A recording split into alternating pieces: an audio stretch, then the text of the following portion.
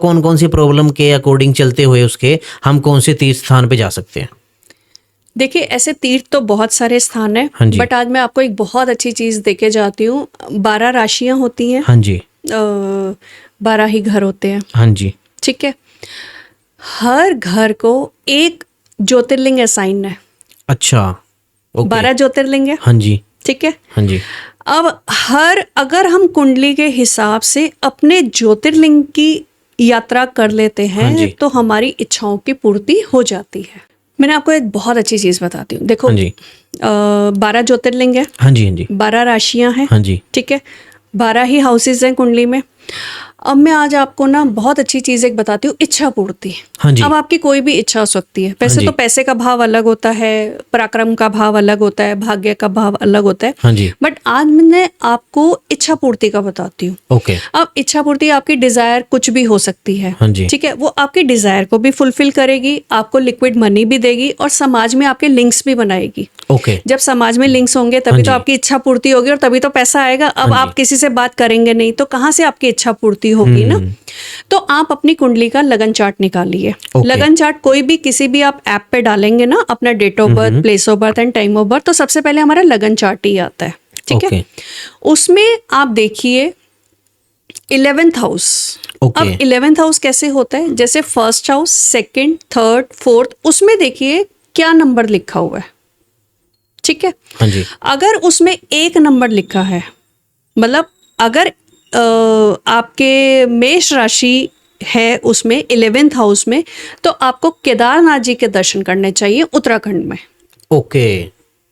अगर आपके 11वें भाग में, देखिए आजकल ना हमारे व्यूअर्स भी बड़े स्मार्ट हो गए हैं, उनको भी कुंडली कुछ कुछ देखनी हाँ जी। मतलब आ गई है, लेकिन फिर भी मैं आपको एक वो दे दूंगी, आप अपने उस पे दिखा दीजिएगा कि 11th हाउस कौन सा होता है हमारा। हाँ तो व्यूअर्स आपके खुद ही देख लेंगे कि 11th हाउस में हमारा नंबर क्या लिखा हुआ है। आप सिर्फ नंबर देखिए। ओके। अगर उसमें एक नंबर लिखा है तो आपको केदारनाथ दर्शन करने चाहिए जो उत्तराखंड में है। ओके। ये आपकी इच्छा पूर्ति का ज्योतिर्लिंग है। ओके। यहाँ पे आप जाइए, आप दर्शन करके आए, पूजा पाठ करके आए, तो आपकी जो भी मन में इच्छा है वो जरूर भगवान भोलेनाथ जी जो है वो पूरी करेंगे। ओके। अगर उस पे 2 नंबर लिखा है, हाँ जी। 2 नंबर होता है वृषभ राशि का, ओके। तो आपको त्र्यंबकेश्वर जाना चाहिए। ओके। त्र्यंबकेश्वर महाराष्ट्र में है। आप त्र्यंबकेश्वर जाइए, वहाँ पे पूजा अर्चना कीजिए, भगवान का आप ध्यान कीजिए, स्मरण कीजिए, हाँ जी। वहाँ पे पूजा अर्चना कीजिए और देखिए आपकी जो है जो भी इच्छा है मन में वो जरूर पूरी होगी। ओके। देखिए, भगवान शिव हमें बहुत कुछ देते हैं, तो जब हम भगवान शिव की शरण ले लेते हैं ना, तो वो हमें वो भी दे देते हैं जो शायद हमारी किस्मत में ना लिखा हाँ हो, जी। ठीक है ना। तो ऐसे ही अगर नंबर 3 लिखा है, हाँ जी। 3 नंबर होता है मिथुन राशि का, ओके। तो उनको रामेश्वरम जाना चाहिए। रामेश्वरम जो है वो तमिलनाडु में है, बिल्कुल एंड में आप बिल्कुल एंड ओके, में। ओके, जहाँ हाँ राम जी ने शिवलिंग बनाया था। जी जी जी, ओके। ये राम जी, आप देखिए ना, राम जी किसको ध्याते हैं? हाँ जी। राम जी भी अपनी इच्छा पूरी करने के लिए भगवान शिव का ही पूजन करते हैं, और देखिए उनकी इच्छा पूरी हुई, हाँ तब जी। उन्होंने सेतु बनाया। हाँ जी। तो अगर आपके 3 नंबर राशि अगर आपके उसमें है 11th हाउस में, तो आप रामेश्वरम जाइए, ओके। आप वहाँ पे पूजा अर्चना कीजिए, भगवान शिव का ध्यान कीजिए और देखिए आपकी इच्छा पूर्ति होगी। ओके। ऐसे ही अगर 4 नंबर लिखा है, 4 जी। नंबर जो है वो कर्क राशि का होता है, ओके। ठीक है। तो कर्क राशि के लिए आप सोमनाथ जी जाइए।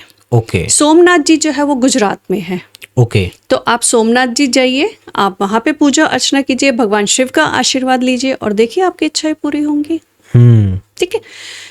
ऐसे ही अगर उस पे 5 नंबर लिखा है, हाँ जी। आपकी 11वीं राशि में अगर 5 नंबर लिखा है, हाँ जी। वो सिंह राशि का होता है, ओके। तो आपको भगवान नागेश्वर जी के दर्शन करने चाहिए। ओके। मतलब नागेश्वर ज्योतिर्लिंग के दर्शन करने चाहिए जो गुजरात में है, ओके। और आपकी इच्छा पूर्ति कीजिए।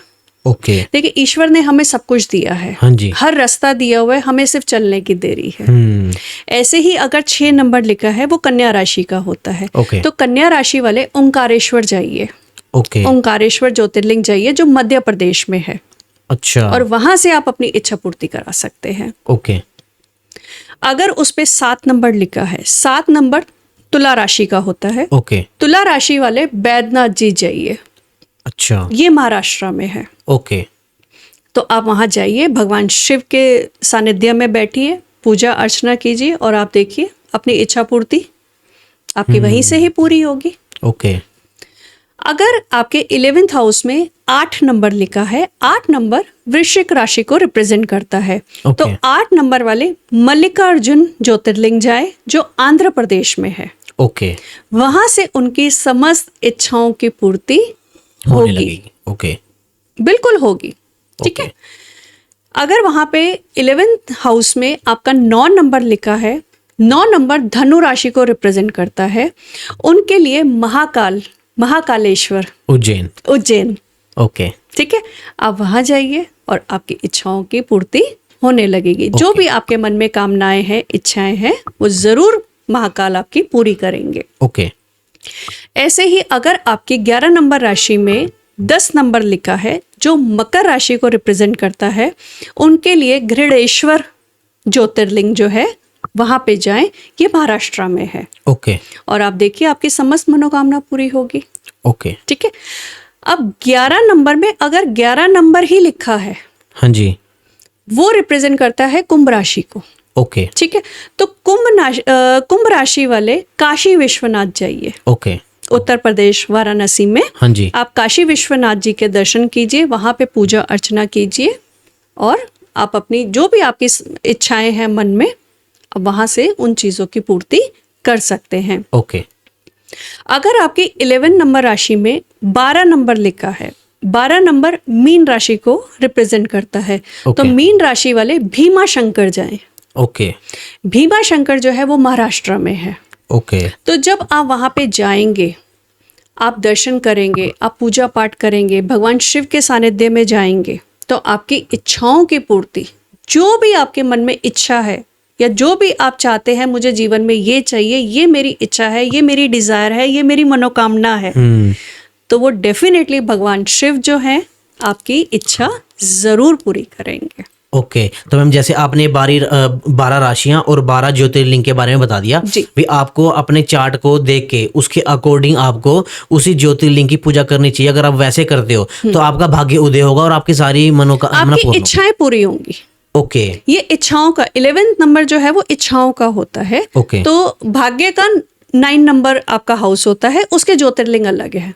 ओके तो मैम ये तो काफी इंटरेस्टिंग चीज है। हाँ, इस पे हम कभी अगर ईश्वर ने चाहा तो हम सारा हर चीज का बताएंगे कि अगर आपको बस पैसा ही चाहिए हाँ जी तो कौन सा ज्योतिर्लिंग करे।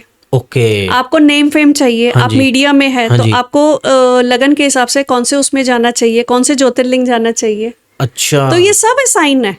ओके तो ये जो आज मैंने आपको बताया इच्छा पूर्ति, देखो बहुत लोगों की बहुत सारी इच्छाएं होती है कि मेरे मन में ये इच्छा है, मेरे मन में ये इच्छा है। हाँ जी। तो ये इच्छाओं का है। तो इच्छा पैसे की भी हो सकती है, नेम फेम की भी हो सकती है, आपके डिजायर्स की भी हो सकती है, आपके सोशल लिंक्स की भी हो सकती ओके है ना। तो भगवान शिव जो है समस्त कामनाओं की पूर्ति करने वाले हैं, तो वो जरूर आपको देंगे।